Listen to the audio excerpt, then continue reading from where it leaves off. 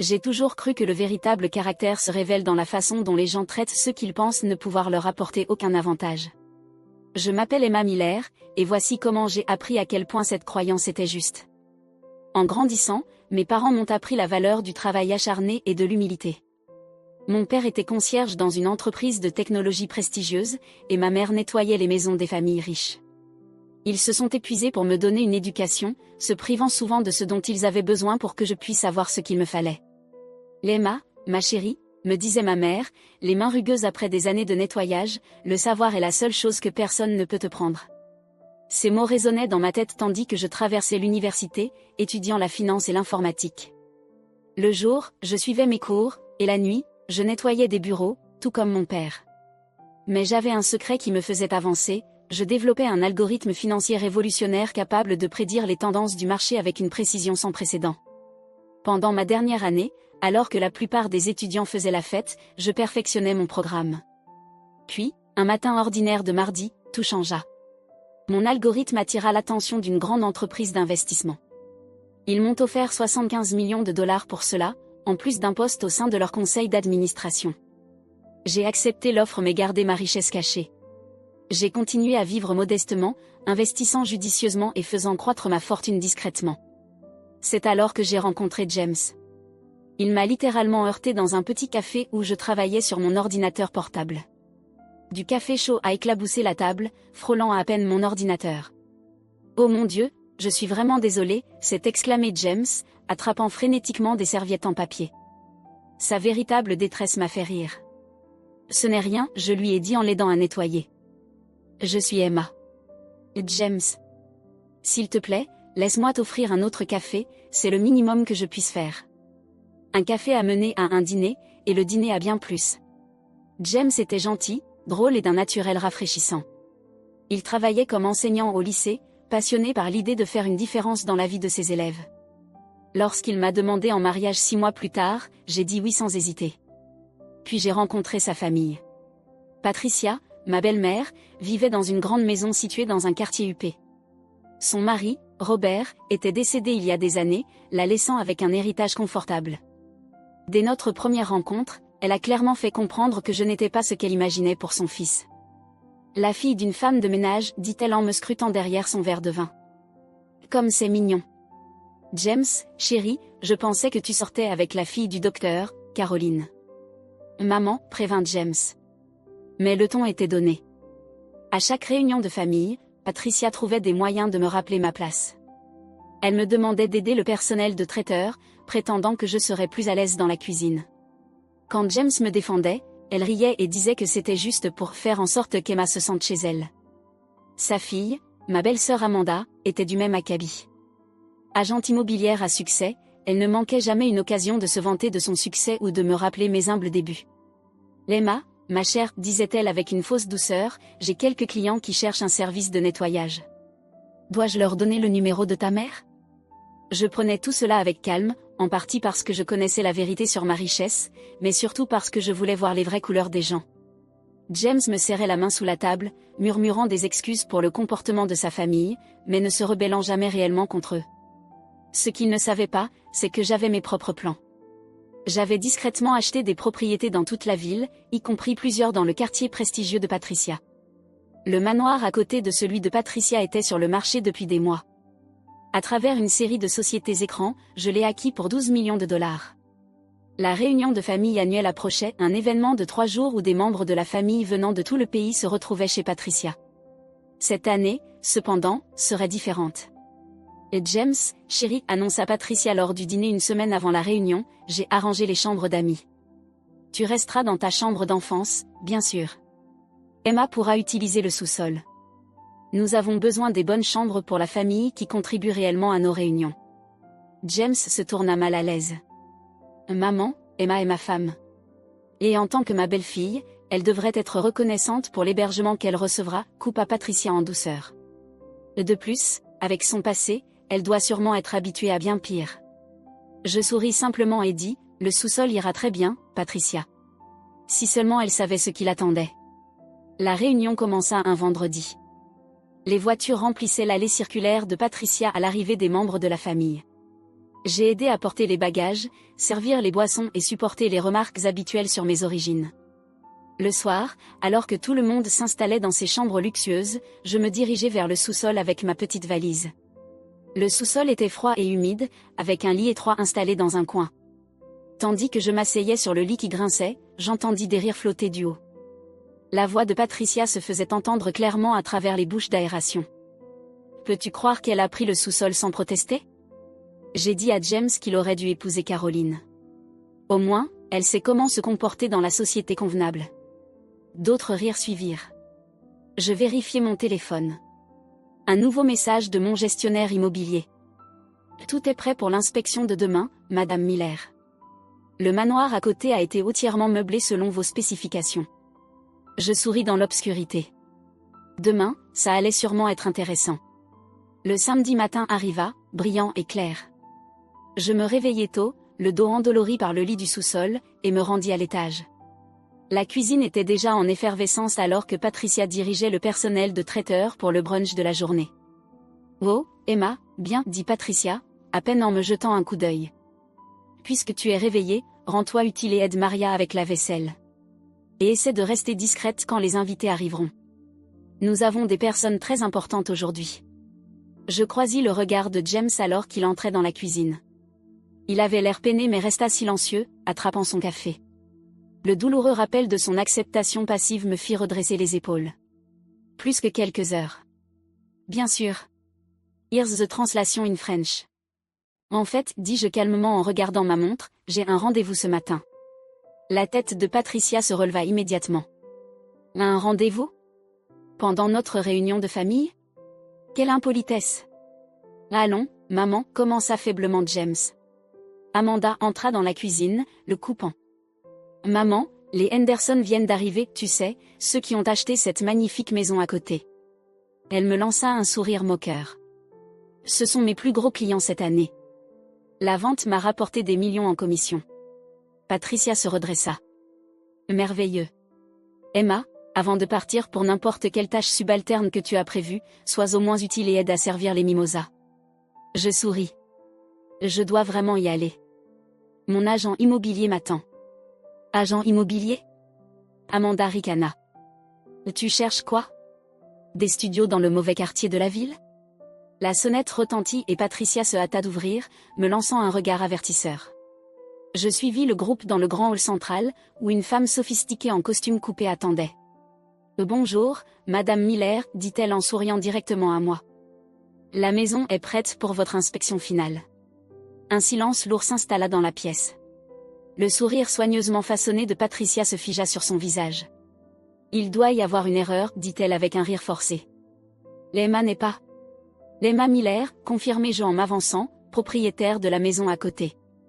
Le verre de mimosa d'Amanda glissa de ses doigts, se brisant sur le sol en marbre. C'est impossible, balbutia-t-elle. C'est moi qui ai géré cette vente. Par mon entreprise écran, oui, répondis-je tranquillement. Je crois que votre chèque de commission était assez substantiel. James me fixa, sa tasse de café suspendue à mi-chemin de sa bouche. Emma, qu'est-ce qui se passe? Peut-être devrions-nous tous nous asseoir, suggérai-je en faisant un geste vers le salon. J'ai une sacrée histoire à raconter. Une fois tout le monde assis, Patricia et Amanda se perchèrent sur le bord de leur chaise comme des oiseaux prêts à s'envoler. Il y a 7 ans, j'ai développé un algorithme financier qui s'est vendu pour 75 millions de dollars, commençai-je calmement. Et depuis, mes investissements ont multiplié cette somme de plusieurs fois. La maison à côté n'est qu'une des nombreuses propriétés que je possède. Mais tu nous as fait croire, Patricia bafouilla, que tu étais la fille d'une femme de ménage qui s'est mariée avec un homme de son statut. Je l'ai fait, finis-je. Et vous m'avez toutes montré exactement qui vous êtes en fonction de la façon dont vous avez traité quelqu'un que vous pensiez être en dessous de vous. C'est absurde. Amanda se leva, le visage rouge. Maman, elle ment clairement. L'agent immobilier s'éclaircit la gorge. Je peux vous assurer, Madame Henderson, que les références de Madame Miller sont impeccables. En fait, elle détient la majorité des parts de la société de développement qui a construit tout ce quartier. Le visage de Patricia passa du rouge au blanc. Tout le quartier, murmura-t-elle. Y compris cette maison, confirmai-je tranquillement. Je l'ai achetée le mois dernier, alors qu'elle était encore sous l'héritage de votre défunt mari. Les papiers ont été finalisés hier. Le silence qui suivit était assourdissant. James s'enfonça dans sa chaise, son visage masqué par le choc et la prise de conscience qui pointait. Tu veux dire, la voix de Patricia tremblait. Ce n'est plus ma maison. C'est la mienne, répondis-je simplement, tout comme le sous-sol où tu m'as fait dormir hier soir. Amanda se leva d'un bond. Maman, elle ne peut pas faire ça. On va se battre en justice. Vous pouvez toujours essayer, répondis-je. Mes avocats ont veillé à ce que tout soit parfaitement légal. Mais pour l'instant, j'aimerais que vous quittiez ma maison. Quitter, s'exclama Patricia. Mais où vais-je aller? C'est chez moi. Était chez toi, corrigeai-je. Ne t'inquiète pas. J'ai arrangé un logement temporaire pour vous. Il y a un appartement modeste dans le bâtiment où mes parents travaillaient comme concierges. On m'a dit que le logement au sous-sol est particulièrement confortable. La réunion de famille se transforma en chaos. Les proches murmuraient entre eux, certains choqués, d'autres secrètement contents de voir la fierté de Patricia tomber de si bas. James trouva enfin sa voix. « Emma, pourquoi ne m'as-tu rien dit ?» demanda-t-il doucement. Je me tournai vers mon mari. Cela aurait-il changé quelque chose? T'aurais-tu levé le petit doigt face au traitement que ta mère me réservait si tu avais su que j'étais riche? Parce que si l'argent est ce qu'il faut pour obtenir un respect de base dans cette famille, alors nous avons des problèmes bien plus grands que de savoir où je dors. L'agent immobilier s'éclaircit la gorge une nouvelle fois. Madame Miller, devons-nous procéder à l'inspection de votre nouvelle propriété? Oui, répondis-je en me levant. Patricia, je ferai en sorte que mon personnel t'aide à faire tes bagages. Tu as jusqu'à demain soir pour quitter les lieux. Alors que je me dirigeais vers la porte, la voix de Patricia s'éleva soudainement, douce et suppliante. Emma, chérie, on peut bien en discuter. Après tout, nous sommes une famille. Je m'arrêtai sur le seuil de la porte et me retournai pour lui faire face. Une famille, Patricia? À Noël dernier, tu m'as mise à la table des enfants et tu as dit à tout le monde que c'était parce que je ne saurais pas me comporter lors du dîner des adultes. Le mois dernier, tu m'as accidentellement exclu de la célébration de l'anniversaire de James. Et juste hier, tu m'as fait dormir dans un sous-sol parce que tu pensais que je n'étais pas digne d'une vraie chambre. Je n'ai pas voulu, balbutia-t-elle. Oui, tu l'as voulu, dis-je fermement. Tu as voulu chaque affront, chaque insulte, chaque tentative de m'humilier. Tu m'as montré exactement qui tu es, Patricia. Maintenant, je te montre exactement qui je suis. Le son de mes talons frappant le sol en marbre résonna dans la maison silencieuse alors que je m'éloignais, la tête haute. Derrière moi, j'entendais les sanglots de Patricia et les protestations en colère d'Amanda, mais je ne me retournai pas. Les semaines suivantes furent un tourbillon d'activités et d'émotions. Patricia et Amanda déménagèrent comme convenu, bien que non sans drame. Elles engagèrent des avocats, bien sûr, mais comme mon équipe juridique l'avait prédit, chaque transaction était irréprochable. Je m'installai dans la maison à côté, laissant James décider de son propre chemin. La distance me donna du temps pour réfléchir à notre mariage et à ce que cela signifiait de construire une vie avec quelqu'un qui ne pouvait pas se lever pour moi. Un soir, environ un mois après la révélation, mon équipe de sécurité m'alerta d'une visite. James se tenait devant ma porte, l'air plus décoiffé que je ne l'avais jamais vu. « On peut parler ?» demanda-t-il doucement. Je le conduisis dans mon bureau à domicile, une pièce chaleureuse remplie de photos de famille, y compris une de mes parents lors de leur 30e anniversaire. Les yeux de James se fixèrent sur cette photo alors qu'il s'asseyait. « J'ai beaucoup réfléchi » commença-t-il. « À tout. À nous. Et je vois aussi un thérapeute. » J'attendis, lui laissant le temps de trouver ses mots. « Je t'ai failli, Emma. Pas seulement lors de la réunion, mais chaque fois que j'ai laissé ma mère te traiter comme si tu étais inférieure à nous. Je me suis dit que je maintenais la paix, mais en réalité, j'étais simplement un lâche. »« Oui, tu l'étais, ai-je répondu doucement. Il a grimacé, mais a continué. « Le problème, c'est que je n'arrêtais pas de me demander pourquoi tu ne m'avais pas parlé de ton succès. Puis je me suis souvenu, l'action de grâce dernier, quand maman a fait ce commentaire sur ton père, juste un concierge, et j'ai ri. J'ai vraiment ri. Des larmes se sont formées dans ses yeux. C'est à ce moment-là que tu allais me le dire, n'est-ce pas? J'ai hoché la tête. J'avais les papiers dans mon sac, mais te voir rire de ton propre beau-père, j'ai réalisé que tu étais comme eux. Je l'étais, a-t-il admis, et cette honte est la mienne à porter. Mais, Emma, je veux que tu saches ce qui s'est passé depuis que tu es partie. Il s'est redressé sur sa chaise. J'ai démissionné de mon poste d'enseignant à Brighton Prep. Cela m'a surprise, James avait enseigné dans cette prestigieuse école privée pendant des années. J'ai pris un poste au Riverside High School à la place, a-t-il continué. C'est dans le quartier où tu as grandi. Les enfants là-bas, ils me rappellent toi brillant, déterminé, ils ont juste besoin de quelqu'un pour croire en eux. Et ta mère, ai-je demandé. Je ne lui ai pas parlé depuis qu'elle est partie. Elle et Amanda ont essayé de rallier la famille contre toi, mais cela a échoué. Cousine Sarah est intervenue pour raconter comment maman l'avait traitée lorsqu'elle s'est mariée en dessous de sa condition. Puis l'oncle Robert a partagé des histoires sur son comportement envers sa deuxième femme.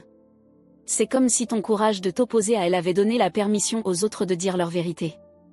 J'ai absorbé cette information, remarquant les changements chez James.